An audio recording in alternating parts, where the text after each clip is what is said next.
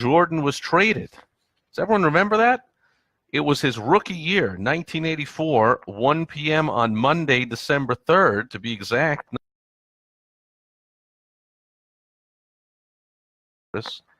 Gary's team, the Belmont Marauders. He lived in Belmont, Massachusetts.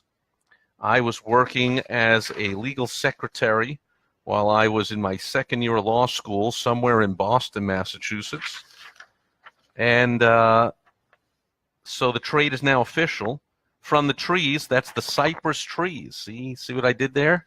Not spelled the same, but it sounds the same. So my team was the Sipress trees in my fantasy basketball league, unless you haven't caught on yet. This is not real life stuff going on. Michael Jordan was never traded. He retired, quote, for a little while, went to play baseball. If you see me looking out the window here, it's because we're in the middle of a monsoon, which is why I'm recording this video indoors. It is an absolute crazy rainstorm with the flood warning, and you can't see it on my laptop, but the rain is just going crazy. Maybe you hear the thunder just now and the lightning, and it's all craziness out here. Should subside. They usually do in about 15, 20 minutes, but for a short burst, it's craziness. Anyway, so this is my first ever fantasy sports league.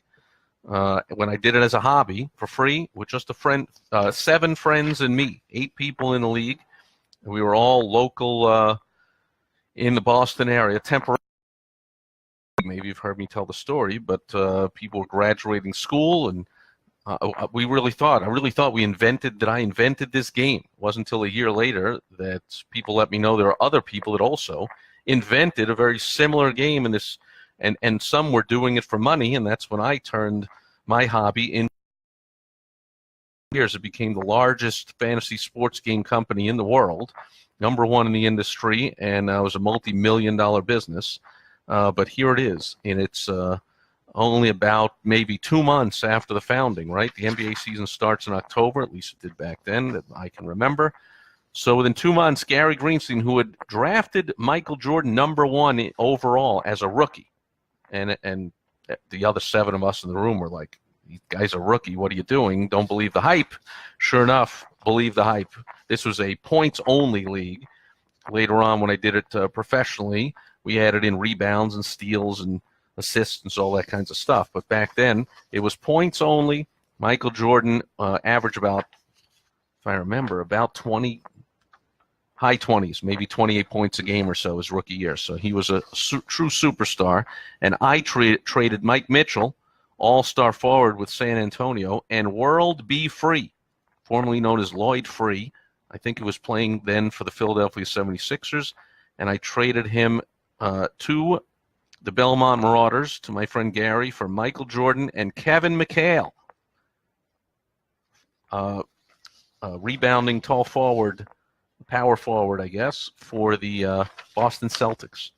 And so there was the trade.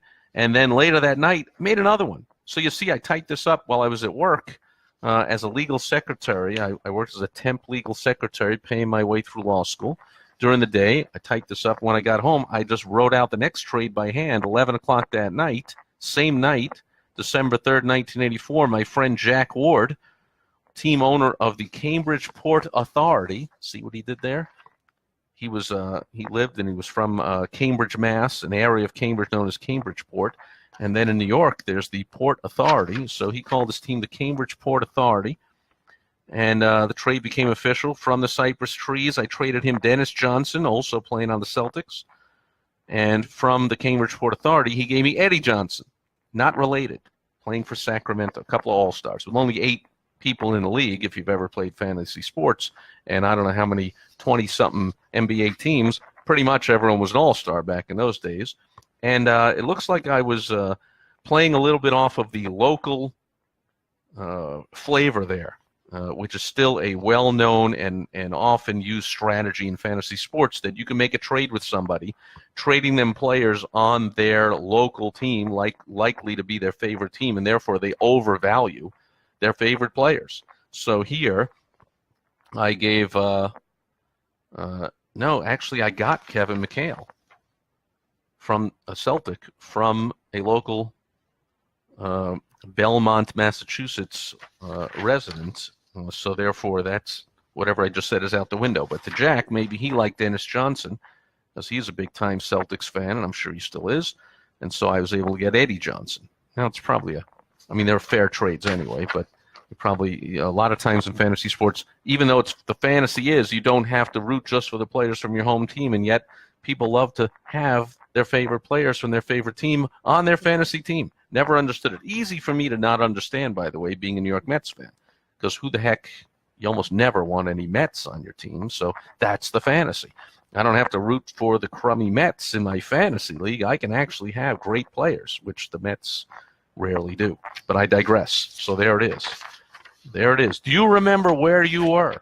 Because I don't actually remember where I was, because I was in some assorted law firm somewhere in the Boston area, and got the call from Gary, and that probably meant days or weeks of haggling and going back and forth, and who will you give me, and who this, and take this guy or not that guy, or whatever it was. There's the trade. For those that didn't know, Michael Jordan was traded. It's official. I got Michael Jordan. Now, ironically, as it ended up, I finished in second place in the league. That, the season ends like 5 months later in April, I guess. I finished in second place, and Gary Greenstein won the league. So it looks like I got Michael Jordan. Things are great. And in reality, these two players likely fit into pieces of the puzzle better for Gary, and he ended up winning that league. That was my first ever fantasy league that I ran, and later on turned that hobby very soon, the next season, turned that hobby into a business, a multi-million-dollar business. So there it is, folks. You might hear me talk about my fantasy sports business from way back. You hear me talk about it often. There's a little proof, if you will, a little flavor, a little written memory. Don't know why I still have this after all these years, but somehow I still have it. In fact, I kept all my weekly newsletters that I typed up and cut and paste, actually cut and paste with actual glue and actual pictures that I cut out, and then I mailed that out. Yeah, that back then there were no computers, so no setting your own lineups. Everybody had to call me for the trades, call me to tell me your lineup. I was the commissioner. I was the secretary of the league. I did all that stuff, did it all by hand. Later on, very soon after, I turned it into a business and paid programmers to program the whole thing and computerize it, but it was still very labor intensive. There was no internet. People weren't doing it themselves like you do now. If you play fantasy sports and know someone that does, they get on their device, they get on their laptop, whatever, and they set their own lineup. And if there's an error, it just tells them, oop, you can't have two quarterbacks, and they make a change, and then instantly they can see their scoring right there on their phone while the game's being played. None of that back in 1984. Everything depended on me getting out those newsletters, tabulating the scores, looking into the paper every day for the box scores and adding up how many of this and how many of that. And then I did the write-ups on, like, trash talking, who beat whom and who made a good trade and who made a bad lineup move. So you could really tell. In fantasy sports world, for those of you that play, you can really tell who makes a bad lineup move. In real life, you can just guess. Hey, you should have taken that pitcher out. Hey, you should have put that guy in instead. Well, in fantasy world, you can tell glaringly, you should have put that guy in instead. He scored 42 points that night, and the guy you played only scored 18. Things like that. Anyway, I digress. Lots of fun. Let's see who's here. Brian Wright's here. Rick is here. Toby's here. George, Robert. A lot of wind in Queen Creek. Well, maybe you're getting the rain because, it's gone now, and the sun is actually out. And if I was outside, or you see it once in a while in my videos, and anyone lives around here knows that that's the way it works here.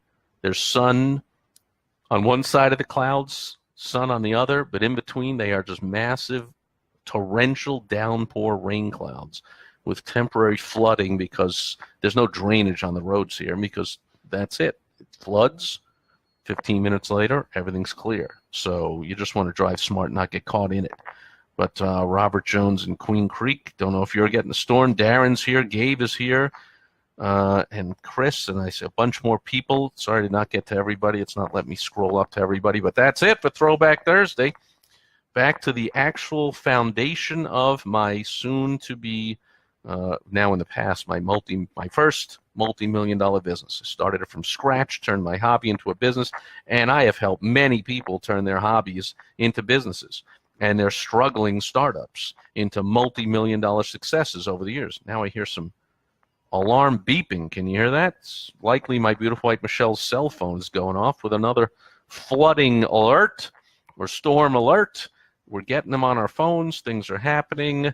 I am A-OK. Hope everybody else is too. That'll do it for Throwback Thursday. And one of these Throwback Thursdays, I'll actually share one or more of the actual original newsletters from that very first fantasy league. Not really that anybody out there cares, I guess, but they're really cool and nostalgic for me. Oh, and I'm getting some likes, so thank you. Somebody also is humoring me, at least, that you will allow me to indulge myself, because that's, by the way, and I'll leave you with this, and thank you for all that, everyone, and thanks for being here. I'll leave you with this. That's the thing with fantasy sports, is nobody cares except you about your team. It's not a real team. As you can see, I got one guy from the Bulls and one guy from the Celtics and a guy from San Antonio and a guy from Philly, and that's the idea. I started it because there was this thing called Turner Broadcasting, TBS, second superstation, meaning a station that suddenly, thanks to cable TV, was all over the country. WGN in Chicago was the first. But TBS had this NBA games on, like Tuesday and Friday nights, I think it was. And sometimes they would be on late at night. This is the East Coast. So West Coast games would start at like 11 o'clock at night and go till like 1 or 2 in the morning. And I was like, what reason? I like basketball. I like watching it, but I'm really bored. Like, what reason am I really going to have to watch the Portland Trailblazers against the Seattle Supersonics at 1 in the morning? Like, why would I do that on a Tuesday night? I wanted a reason too, so I started this league. Well, now that I had players from those teams and everybody did, suddenly there's a reason to watch. There's a reason to care, even if your team's in last place, whatever. But anyone who plays the thing understands. But that's why we started the league. 2 reasons: to have some reason to watch these games that are on TV, and number 2, to keep in touch with my friends as we all graduated school and did whatever we were doing, and we're dispersing, having a diaspora, if you will, all over the country and all over the world. And I wanted a way to keep in touch. And thanks to no internet, everyone had to call me all the time. I loved it. There was no text messaging. There was no emailing. There was really not even, I don't even think there were answering machines back then.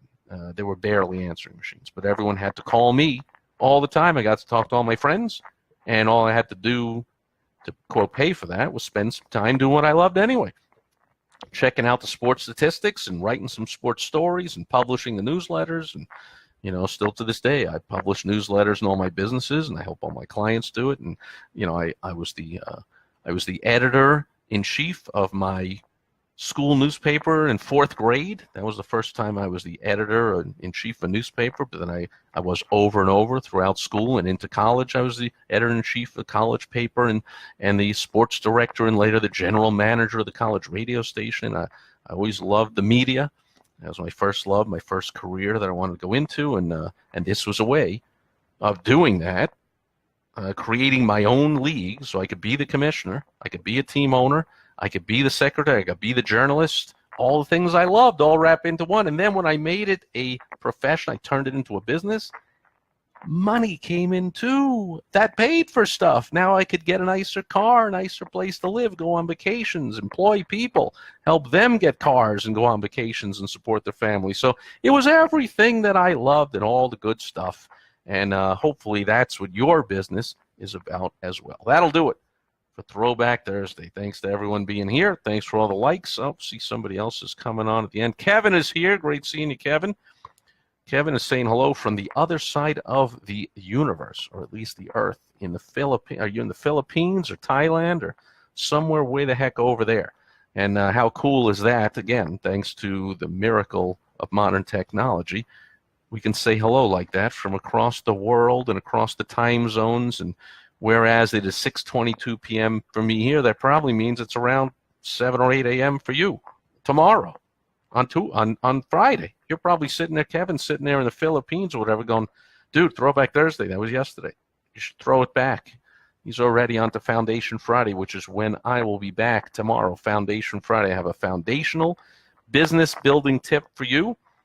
And now I'm not remembering exactly what it is, but I wrote it down, and I think it's a 2-parter. So if I can find where I wrote that down, remember it correctly, I believe I'm going to do part 1 of a 2-part Foundation Friday tip. And I'll be back tomorrow with that, and I hope you will be back as well. I got to click on this twice on my laptop to end it. Thanks everyone being here today, and I will catch you tomorrow. Over and out.